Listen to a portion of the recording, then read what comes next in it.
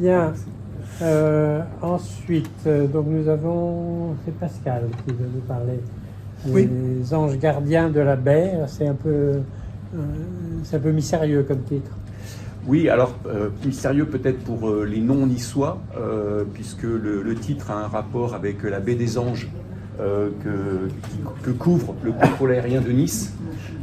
Donc les Niçois doivent se reconnaître derrière ce titre. Donc à la base, c'est une initiative personnelle de Jean Napoli qui avait vocation à rester local. Et à un moment donné, Jean a cherché des documents, il s'est adressé à Ariane qui m'a renvoyé un peu le sujet. Donc, de par mon entrée au GIACRE et puis ma disponibilité, j'ai fait des recherches concernant le contrôle aérien de Nice et son historique que j'ai pu apporter à Jean. Et de fil en aiguille, en fait, finalement, je me suis aperçu qu'il avait déjà 5 tomes dans le panier. Donc j'ai travaillé sur le 5e, mais il y en avait déjà 4 dans le panier. Donc on a décidé avec Yves d'essayer de recollecter finalement les 4 premiers tomes et d'ajouter le 5e, sachant qu'il y en a encore un 6e dans le tuyau. Alors à la base, c'est des ouvrages qui parlent de Nice, mais qui fait des détours par toute la baie des Anges, c'est-à-dire par Cannes et Antibes. Donc il y a des recoupements avec d'autres ouvrages, notamment sur Antibes et les hydravions. Il le fait de manière très personnelle, donc c'est surtout sous forme de carnet de photos qu'il commente. C'est très agréable à lire et c'est très, très documenté en termes d'images. C'est un peu le contraire par rapport à nos ouvrages de la collection mémoire. Il y a beaucoup plus d'images que d'écrits. Et donc pour ça, par contre, je me suis posé quelques questions sur une diffusion large, puisque effectivement les images viennent de tout venant sans qu'elles soient répertoriées, créditées et autres. Et donc en fait on a décidé quand même de le mettre sur Calaméo, au titre que en fait c'est la responsabilité de Jean de savoir ce qu'il met dans ses carnets pour ça. Donc en fait une histoire voilà de la vie du contrôle aérien, de la circulation aérienne autour de Nice depuis ses origines, mais en passant par l'aérodrome de Nice, avec des rappels qu'on doit connaître au BEA, la constitution finalement des équipes et puis des tours de contrôle de Nice, donc des belles images. Et je dirais pour les gens du BEA, là, sur l'ouvrage du BEA, il y a 2-3 photos d'accidents sur le terrain de Nice qui pourraient servir d'illustration si vous en cherchez. Toujours avec le problème des doigts. Le deuxième, donc voilà sur le premier. Alors, un petit point sur Jean Napoli. Dans mes archives, là, j'ai aussi la même chose, même genre, disons, sur Orly. Sur Orly, oui. Voilà, et puis Moselle Contrôle.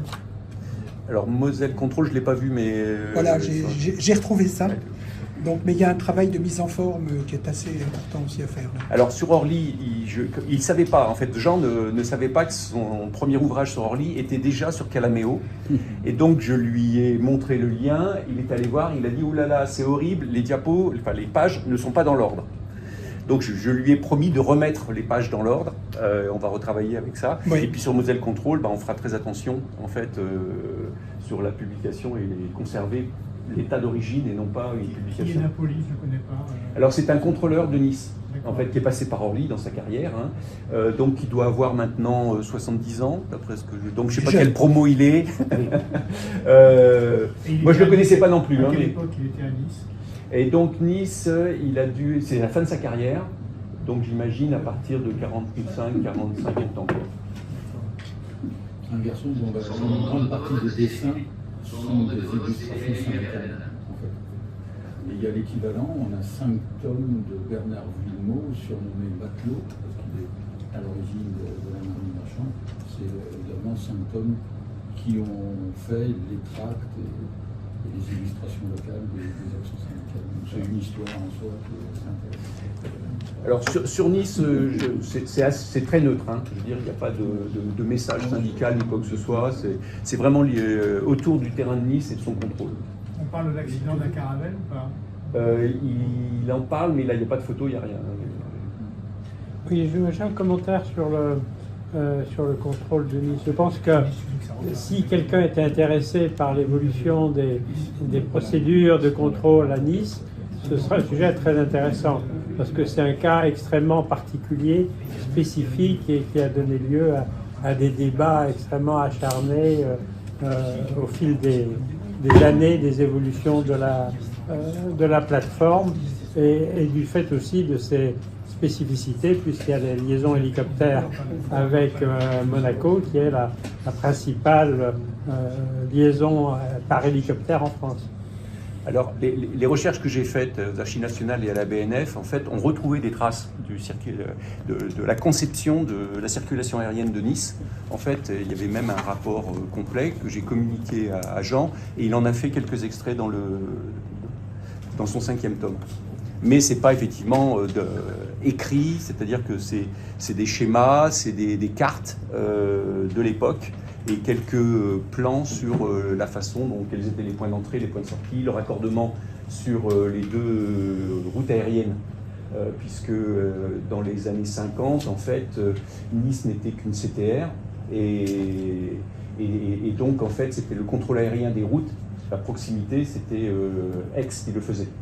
Et puis à partir de là, il y a eu un rapport qui a dit que Nice pouvait s'étendre et commencer à se raccorder, prendre le contrôle d'une TMA complète. Donc c'était assez intéressant à revoir cette croissance de Nice et puis cette façon de décentraliser ou déconcentrer, je ne sais pas comment le dire, le contrôle aérien d'Aix vers le terrain de Nice. Mais c'est pas écrit une fois de plus, donc c'est des schémas que l'on comprend parce qu'on a été un petit peu dans la partie, quoi. Mais qui effectivement pourraient être largement commentés si quelqu'un pouvait le faire.